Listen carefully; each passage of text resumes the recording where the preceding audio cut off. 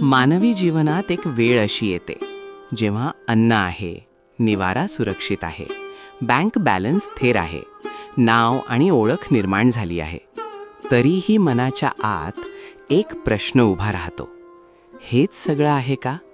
माझ्याकडे सुविधा आहेत, माझ्याकडे यश आहे, माझ्याकडे प्रभाव आहे, तरीही हृदय काहीतरी मोठं का शोधत आहे?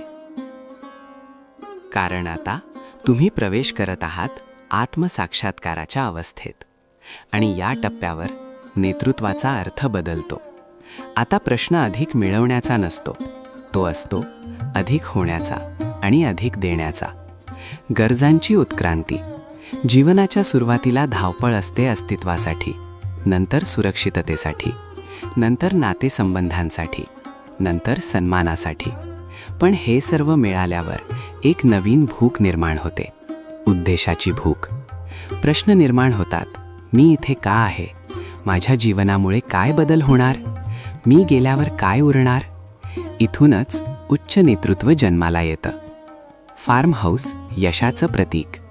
या टप्प्यावर अनेक नेत्यांना फार्म हाऊसचं स्वप्न पडतं. फक्त मालमत्ता म्हणून नाही, तर एक प्रतीक म्हणून. संघर्षातून स्थैर्याकडे आलेल्या प्रवासाचं प्रतीक, मोकळ्या श्वासाचं प्रतीक. पण आत्मसाक्षात्कार झालेलं नेतृत्व विचारतं, हे फार्म हाऊस फक्त माझ्या आरामासाठी असेल की योगदानासाठीही? हे बनू शकतं का? शिक्षणाचं ठिकाण, समाज बैठकीचं केंद्र, कौशल्य विकासाची जागा, शेती नवोपक्रमाची प्रयोगशाळा, तरुणांसाठी विजन निर्माण करणारी जागा.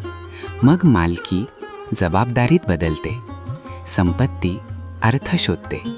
पैशाने त्याची ताकद दाखवली आहे. आता प्रश्न आहे, ही ऊर्जा कुठे वाहणार?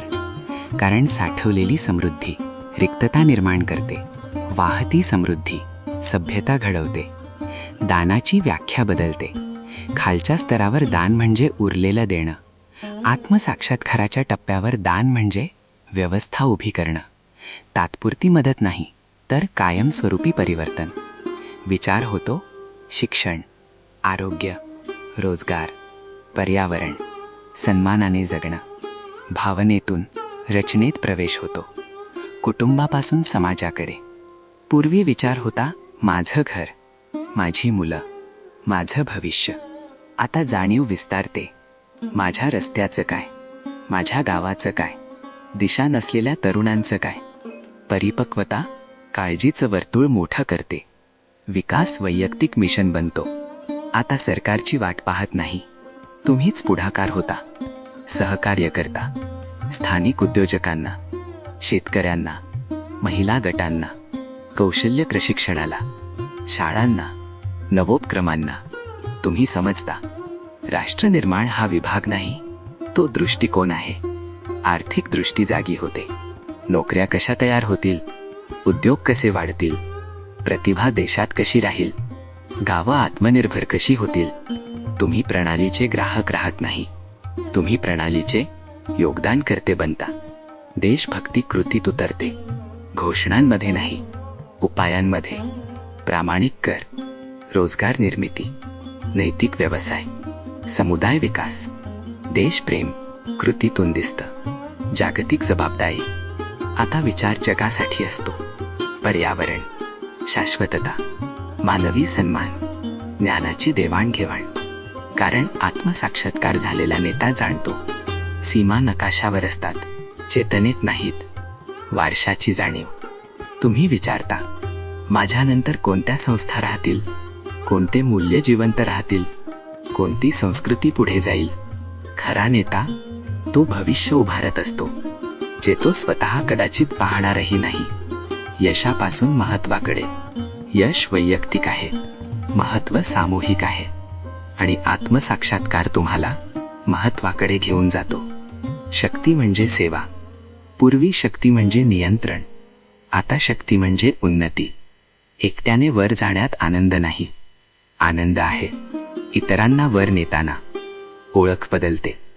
तुम्ही फक्त व्यावसायिक राहत नाही, तुम्ही होता संसाधनांचे विश्वस्त, संधीचे रक्षक, प्रगतीचे निर्माते.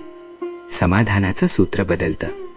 पूर्वी उपलब्धी बरोबर आनंद, आता योगदान बरोबर परिपूर्णता. हा टप्पा दुर्मिळ आहे, कारण तो आरामातून कर्तव्याकडे नेतो. नेतृत्वाचं सर्वोच्च सत्य. तुम्हाला प्रचुरता फक्त उपभोगासाठी मिळालेली नाही, ती मिळाली आहे परिवर्तनाचा मार्ग बनण्यासाठी.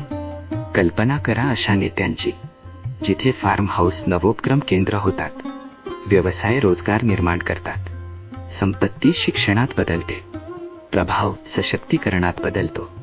समाज उभा राहील, राष्ट्र उभा राहील, मानवता उभी राहील. आत्मसाक्षात्कार म्हणजे जिथे नेतृत्व सभ्यता निर्माण करतं. Reinvent yourself, unconceal the leader within. मित्रांनो, तुम्ही पाहत आहात reinvent yourself, unconceal the leader within. हा व्हिडिओ आवडला असेल तर आत्ताच लाईक करा, तुमच्या मित्रांसोबत शेअर करा आणि सबस्क्राईब करायला विसरू नका. बेल आयकॉन दाबा, जेणेकरून पुढचे प्रेरणादायी व्हिडिओ तुम्ही चुकवणार नाही.